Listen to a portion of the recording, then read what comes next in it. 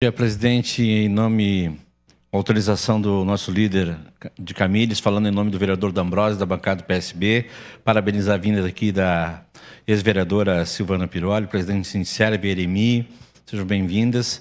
Eu quero destacar, eu quero fugir um pouquinho da questão política, porque a questão política, a mulher na política é um caminho sem volta e essa luta vai ter que continuar.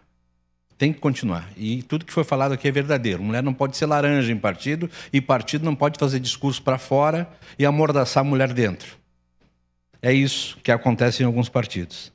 Eu quero falar do futebol, por exemplo. As mulheres entraram, né? Se alguém assistiu algum jogo do Caxias, do Juventude, vai ver que mais da metade das torcedoras são mulheres que estão ali.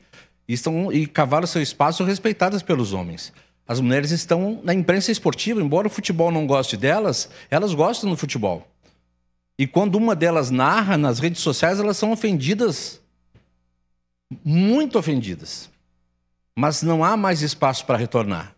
Há espaço para conquistar. E eu quero falar aqui das mulheres jornalistas, que no governo passado foram ofendidas, agredidas, humilhadas por serem mulheres. Mas quando era um homem que perguntava, o pessoal, né, dava uma recuada. E aqui nós temos uma mulher jornalista na presidência. Nós temos a assessora do Sindicerve, a Dani, que foi minha colega, jornalista.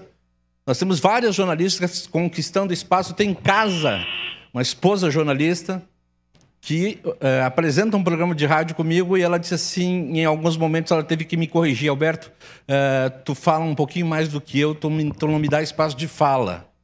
Ela me corrigiu sutilmente. E eu aceitei isso e dei espaço de fala para ela. Hoje ela fala 1h59 e eu em 1 minuto. Estou brincando com isso. Mas assim, essas pequenas correções, elas precisam ser feitas e os homens precisam aceitá-las, porque às vezes elas não podem virar coisa comum.